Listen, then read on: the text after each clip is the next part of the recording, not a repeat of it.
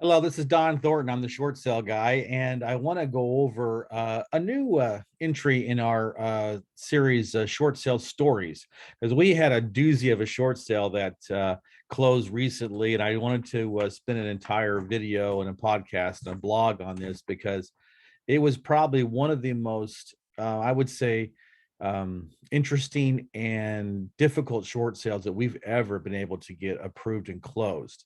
I'll give you a little bit of background. It was like a 3-2 cracker box in Sarasota, not in a very good neighborhood. The family situation was bizarre. So a picture this: you have a husband and a wife who get divorced, and they've got 3 kids there. They're pack rats, so there's stuff everywhere. The toilets don't work, so they have spent at least a year, if not a year and a half, basically carting out their own solid waste out of the house because they didn't have money to pay the a plumber to come in there and redo the pipes and everything. Now, the ex-wife has nowhere to go and she refuses to leave. So 2 years they live together in like a 900 square foot property, and they live in the same bedroom. They sleep in the same bedroom because there's nowhere else for them to sleep because there's so much stuff everywhere that and where the kids are sleeping.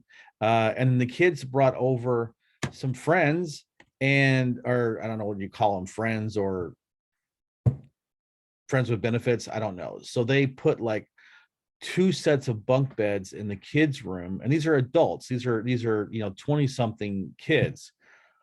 The living situation was really almost untenable, but that's what they were living with the entire time, which was just crazy. So they went into foreclosure, and it was a bankruptcy, but only a bankruptcy for him, not her. And so you have like a situation where the motivation for each owner was just completely different, at odds. So the home the husband agreed to it. He was the only one on the mortgage. So but it was weird because he was on the mortgage, the first mortgage, but they had gotten a what do you call it, a down payment assistance, a program from the county, Manatee County, which was like $40,000, and that was in the wife's name, which has made it even more interesting. So he really wanted to do the short sale. She was completely indifferent. I would tell you, I went to their property about 5 times, I guess, during our short sale process, and it was like crazy interesting that they don't that I never once talked to the ex-wife. She just would not say a word. And in fact, most of the time she had to be basically threatened to be he'll kick her out if she didn't get out of the bedroom, even so much so I could take pictures. It was that weird.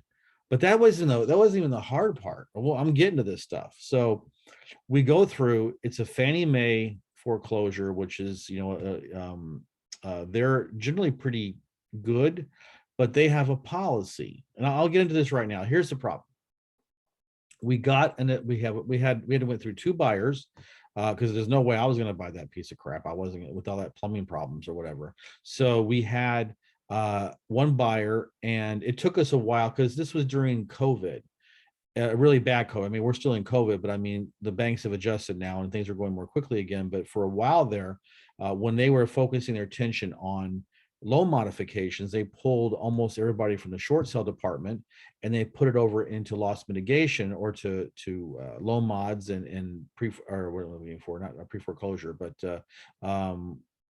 forbearance. So the short sale department was working in skeleton staff, so it was very hard, and plus they were working at home, most of them, so their productivity just went down to the bottom. So it took a long time during this last year and the first part of this year before the bank started ramping up their staffing in the short sale side and everything got sped up. Anyway, so the first buyer walked because they didn't like they thought that the bank price was too high.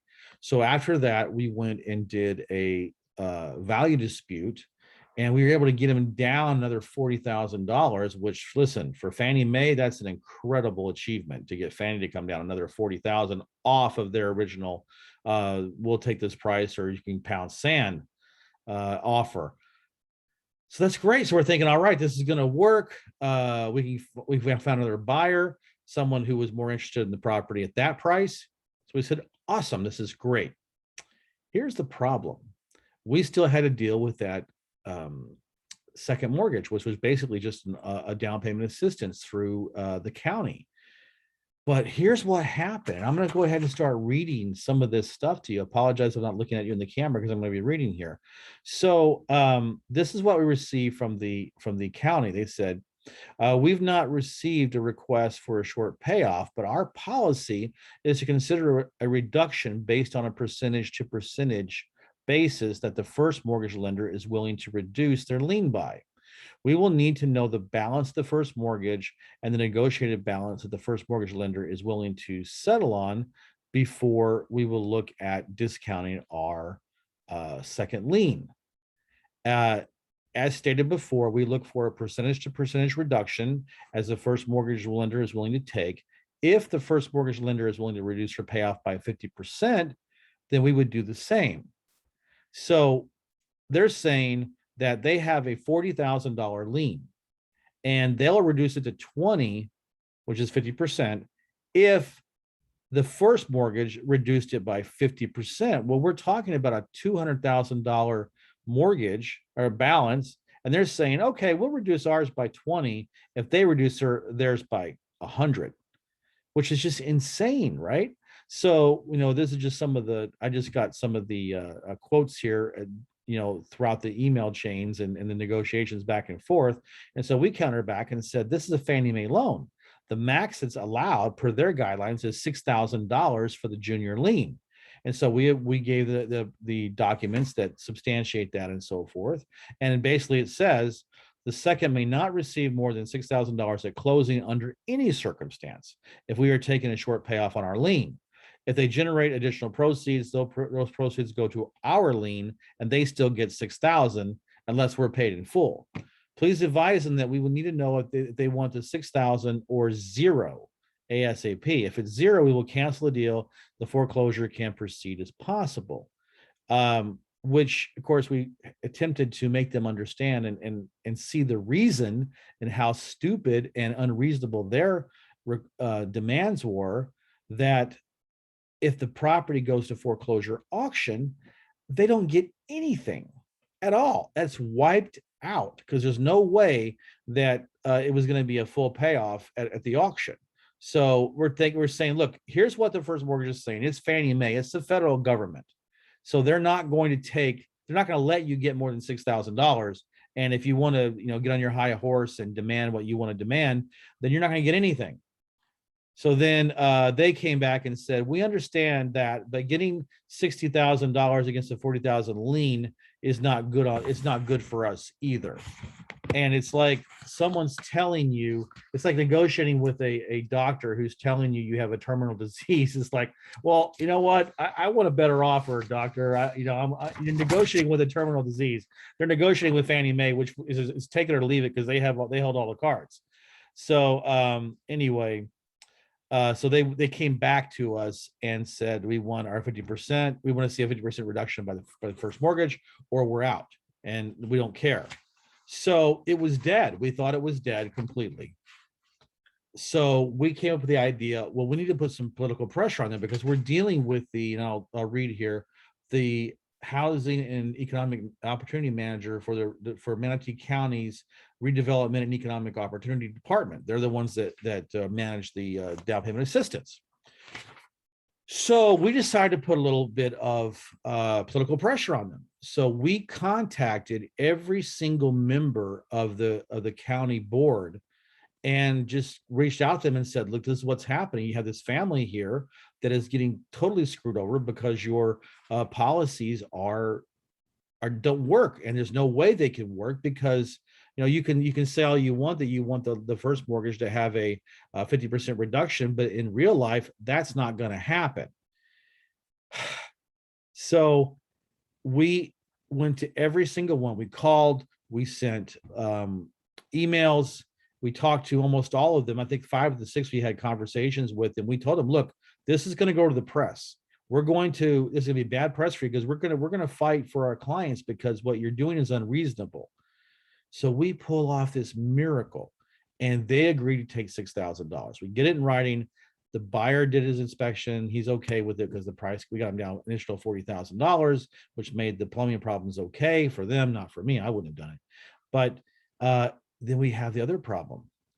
The ex-wife won't leave, because she's like, I don't care. I'm staying until the very bitter end. They can drag me out at the foreclosure auction. Every single day I stay here is a day I don't have to pay rent. And so it's like, oh my gosh, we do all this work and now it's not going to close. So I paid for an attorney. And so I said, look, get an attorney, an eviction attorney. I'll pay this, because it wasn't really an eviction. It was just basically in a divorce decree. She was supposed to vacate. He was going to get the house, and she wasn't abiding by the divorce decree stipulations. So they filed a lawsuit against the ex-wife, and she was a very passive woman, like I said. So she wasn't going to go out there and defend it. She didn't answer the summons. She didn't respond to anything. So it took about 2 weeks, but we got the ruling from the judge that said, okay, you have to leave. And so he put that to her. And so finally we got her out, but it cost me some money. Obviously paying attorneys isn't cheap. We got it out. We got her out. And then we had to get her stuff out, and they didn't have any money for it. So I paid for it. So I paid for all this stuff up front, and I got her out, and then he needed some help to get his stuff out. So because it had to be vacant, right? So we finally get it out, and we got the short sale to work. Unbelievable that we got this to work. But let me tell you something. That's the reality of doing short sale negotiating. So for those of you out there, realtors and investors who are thinking about doing short sales yourself, it's a piece of cake or whatever, it's not. But when you work with a company that's been doing this for almost 20 years, we get this stuff done. And that's why we focus, and this is our niche, this is our specialty, because this is why we're so good at it. That's the story. That's the story of this Sarasota house, this bizarre thing that we did, and we got to close, and everybody was happy. So I hope you enjoyed this short sale story, and I will see you next time. Thank you.